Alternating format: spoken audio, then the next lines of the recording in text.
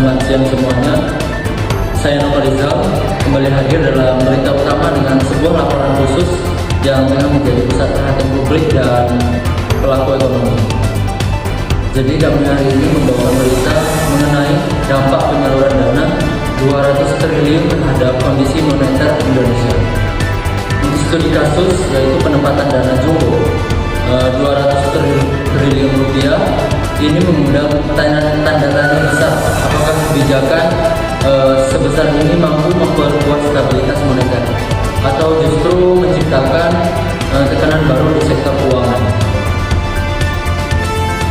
Di balik langkah ambisius pemerintah terdapat dinamika likuiditas pergerakan rupiah dan potensi perubahan arah suku bunga yang kini menjadi sorotan nasional. Tetap bersama kami karena dalam beberapa saat ke depan kami akan membawa Anda menelusuri fakta, analisis dan dampak nyata dari kebijakan bernilai raksasa ini. Konsep dasar yang menerapkan dalam ilmu moneter. Untuk dapat menganalisis dampak kebijakan ini secara komprehensif penting bagi kita untuk memahami beberapa konsep kunci dalam moneter. Yang pertama adalah likuiditas perbankan, yaitu mengacu pada kemampuan bank dalam menyediakan uang tunai atau aset yang mudah dicairkan untuk memenuhi kewajiban transaksi dan penyaluran kredit. Pendapatan dana Rp 200 triliun merupakan penambahan likuiditas secara langsung. Terus yang kedua, uang beredar M1 dan M2, suntikan dana pemerintah ke sistem perbankan berpotensi meningkatkan total uang yang beredar di masyarakat. Terus yang ketiga, rasio LDR loan to deposit ratio merupakan rasio antara total kredit yang disalurkan terhadap total simpanan bank. Ketika dana Rp 200 triliun masuk, LDR akan menurun, yang mengindikasikan bahwa bank memiliki cadangan likuiditas dan ruang kredit yang lebih besar. Terus yang keempat ada inflasi. Risiko kenaikan harga umum dapat muncul jika peningkatan uang beredar dan ekspansi kredit tidak diimbangi oleh peningkatan kapasitas produksi barang dan jasa.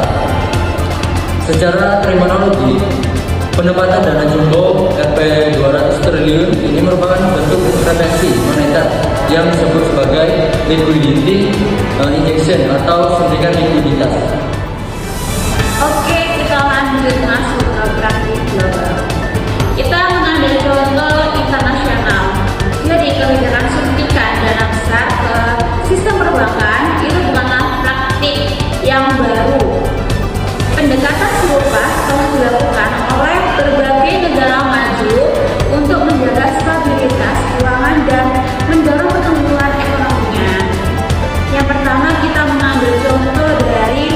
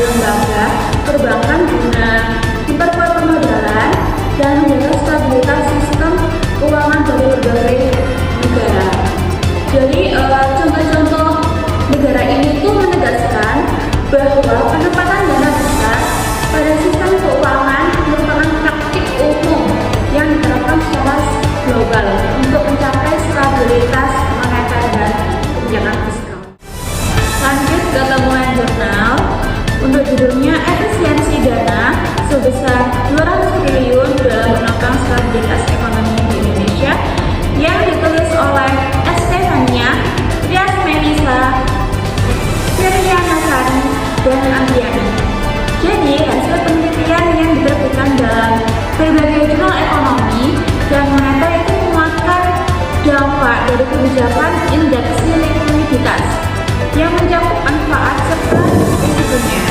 Jadi untuk manfaatnya sendiri itu penelitian menunjukkan bahwa peningkatan likuiditas bank secara konsisten itu mendorong ekspansi kredit dan pada akhirnya terbukti mampu menurunkan risiko krisis likuiditas dan memperkuat sektor keuangan secara keseluruhan. Untuk resikonya sendiri itu memperingatkan bahwa injeksi likuiditas itu tidak diimbangi dalam pengawasan yang ketat, maka memicu inflasi berlebihan atau mendorong perbankan itu menyalurkan kreditnya yang tidak produktif, misalnya untuk kegiatan spekulasi. Jadi dapat disimpulkan dalam jurnal ini itu dampak akhirnya dari kebijakan ini tuh terhadap inflasi, suku bunga, dan nilai tukarnya yang sangat bergantung pada dua faktor kunci utama. Yang pertama ada efektivitas bank dan dalam menyalurkan kredit. Yang kedua, respon kebijakan moneter itu diambil alih oleh Bank Indonesia. Saya akan membahas analisis ekonomi hubungan dengan moneter. Kita akan menganalisis secara rinci bagaimana dana 200 triliun ini mempengaruhi 6 komponen moneter utama di Indonesia.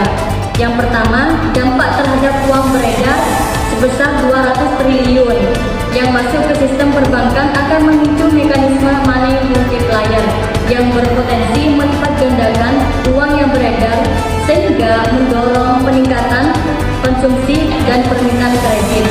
Lalu yang kedua, ada dampak terhadap likuiditas perbankan. Likuiditas bank meningkat secara tajam, bank menjadi lebih leluasa dalam menyalurkan pinjaman.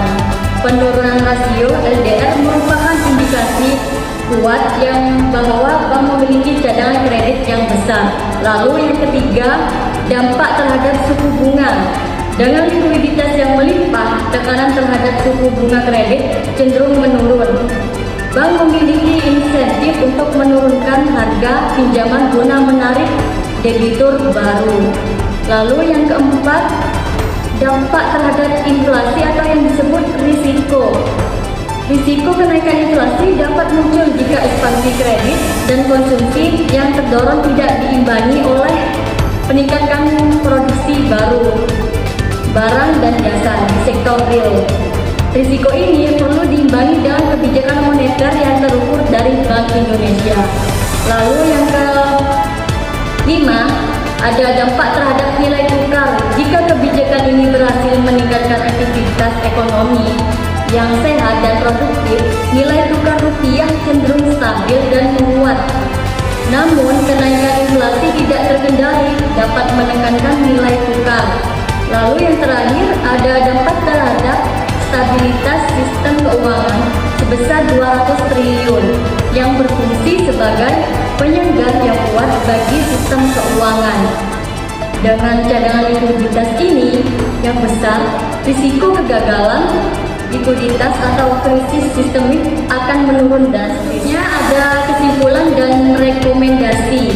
Kebijakan penyaluran dana sebesar 200 triliun ke perbankan memberikan dampak yang signifikan terhadap kondisi moneter di Indonesia. Secara umum, kebijakan ini berhasil meningkatkan likuiditas bank dan memperkuat kemampuan penyaluran kredit, lalu menurunkan potensi tekanan pada suku bunga, dan mendorong aktivitas ekonomi melalui ekspansi kredit. Potensi risiko seperti inflasi dan kredit berlebihan tetap harus menjadi perhatian utama. Oleh karena itu, demi mencapai hasil yang optimal dan manfaat ekonomi yang maksimal, kebijakan ini harus diiringi dengan koordinasi yang erat dan terstruktur antara pemerintah atau Kementerian Keuangan, Bank Sentral, Bank Indonesia, dan seluruh sektor perbankan.